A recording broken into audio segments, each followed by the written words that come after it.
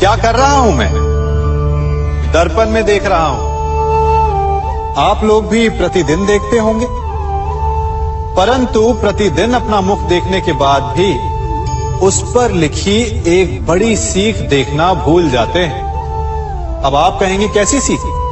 तो जाइए, एक बार फिर से दर्पण के सामने जाइए और मुख खोलकर देखिए, क्या दिखेगा? दंत पंक्ति और जीभा, है ना?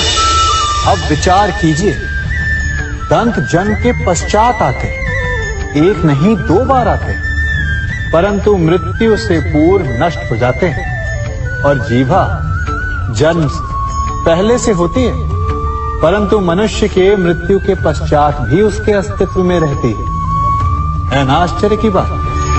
दंत कठोर होते हैं, जीभा कोमल, परंतु फिर भी दंत नष्ट हो जाते हैं, जीभा नहीं होती।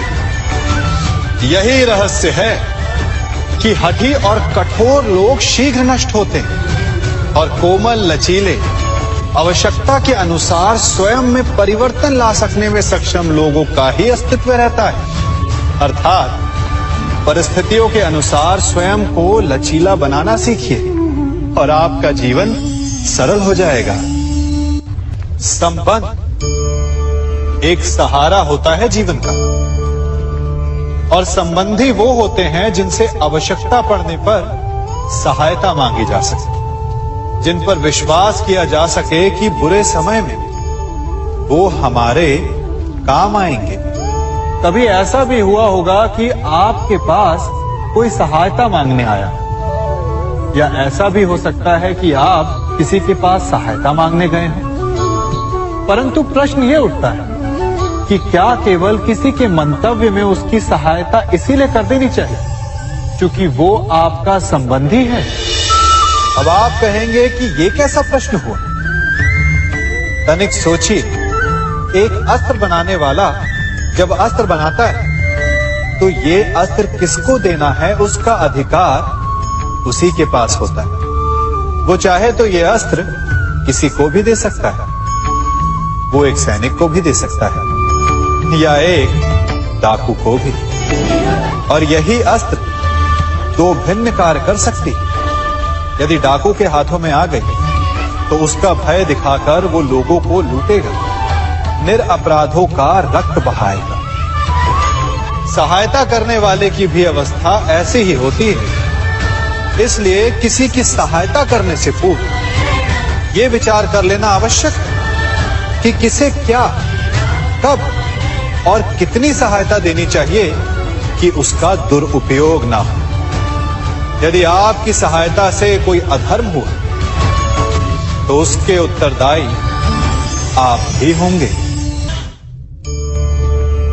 जीवन में कई बार ऐसे अवसर आते हैं कि आप लोगों से मिलने जाते हैं और उनसे कुछ आकांक्षाएं भी रखते हैं, और कई बार जीवन में ऐसे अवसर भी आते हैं कि लोग आपसे मिलने आते हैं। इसलिए अतिथियों का सम्मान करने से पूर्व सदा कुछ बातों को स्मरण रखना आवश्यक होता है। यदि कोई आपके पास मिलने आता है तो उसके 3 कारण हो सकते हैं। पहला कारण होता है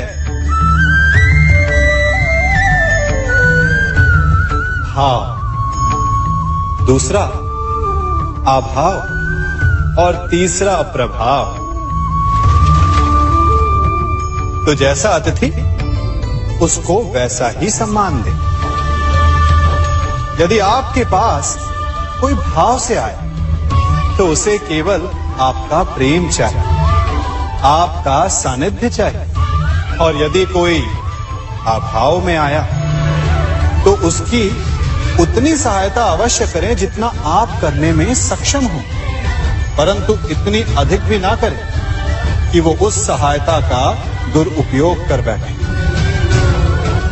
और यदि कोई प्रभाव में आया तो स्वयं पर अभिमान ना करें, क्योंकि कभी न कभी जीवन में आप भी भाव, अभाव और प्रभाव के चक्रव्यूह में फंस सकते हैं।